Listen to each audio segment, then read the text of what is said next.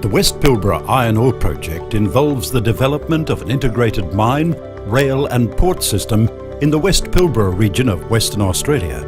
Currently, in its feasibility study phase, the project involves mining of more than 40 million tonnes per annum ore from 8 different deposits, transporting the product on a new 250-kilometre heavy-haul rail line and shipping the product to Asian markets from a new deep-water port development at Ankertel Point, 25 kilometres northeast of Karratha on the Western Australian coast.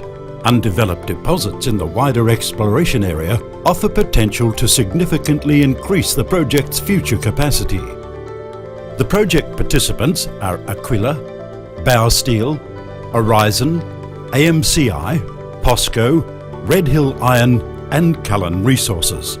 API Management is acting as manager for 3 joint ventures and is responsible for the mine and market feasibility studies, while Horizon, Australia's largest rail freight company, is conducting feasibility studies on the proposed development of a new rail line and port.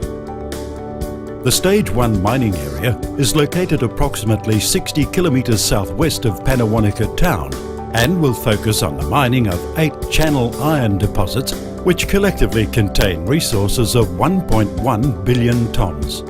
As part of the current feasibility study, work is being undertaken to upgrade the existing reserves of 445 million tonnes in the Stage 1 area, targeting more than 650 million tonnes at an average grade of approximately 57.4% iron. Ore will be mined from 3 mining areas: Northern, Central and Southern, using conventional open cut, drill, blast, excavate, load and haul methods.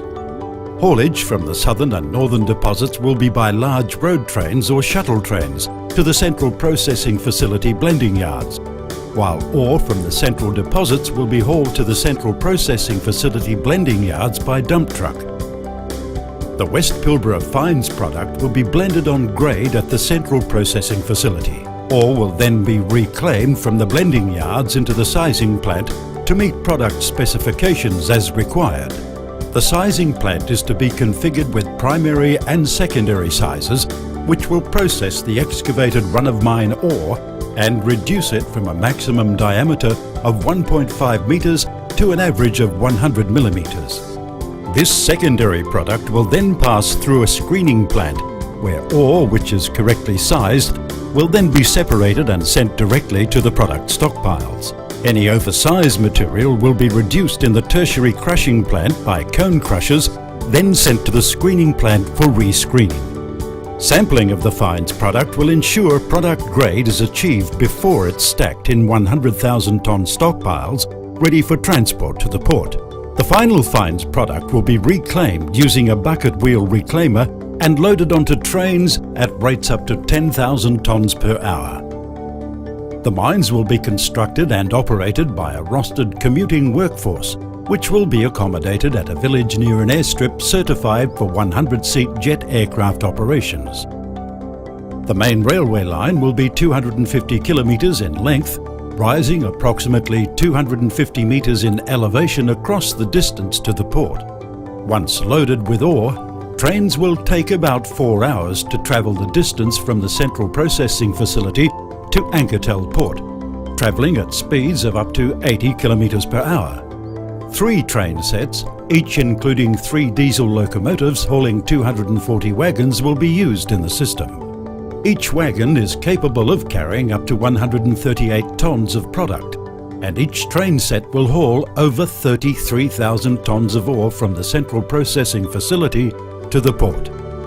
The proposed railway will cross 10 significant seasonal waterways. Major bridges are required at the Robe, Fortescue and Maitland River crossings. 2 of these bridges will need to be more than 400 metres in length, and the total length of all bridges in the railway line will be more than 1.5 kilometres. The new deepwater Ankertel port has been designed for Cape-size vessels up to 250,000 deadweight tonnes. Construction of the port will be a significant undertaking, involving major bulk earthworks, wharf structures, equipment and buildings on the port mainland, as well as a large dredging program causeways, structures and equipment in the Port Marine area. Ore will be unloaded from the train sets at 10,000 tonnes per hour using a rotating train unloader and then conveyed and stacked onto 6 live stockpiles with capacity for 200,000 tonnes of product, with an area set aside for an additional 6 dead stockpiles. When a vessel is ready to be loaded, ore can be directed from train to ship or reclaimed by a bucket wheel reclaimer from stockpiles at rates up to 12,500 tonnes per hour. During the ship loading process, the ore is sampled to determine final shipment quality.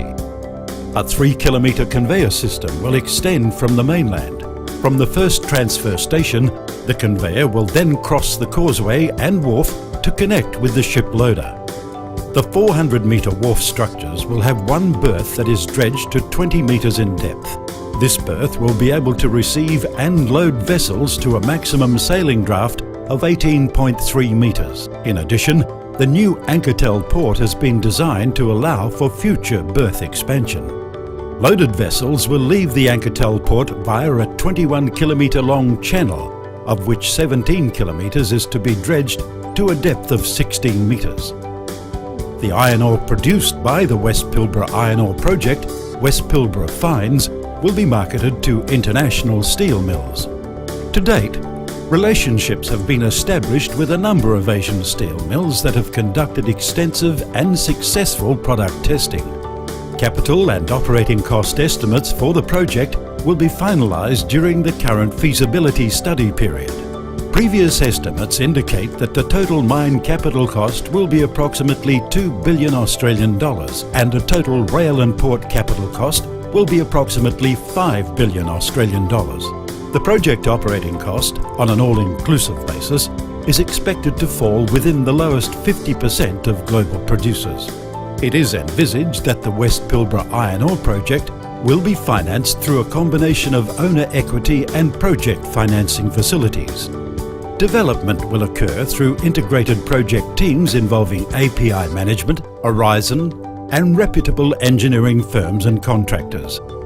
During the operations phase, Horizon will provide cost-competitive rail and port services to the mine owners.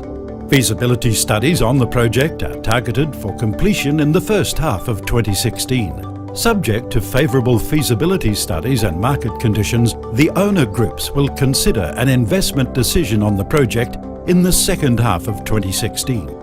Allowing for a construction period of 36 months, a first ore on ship milestone could be achieved by the end of 2019.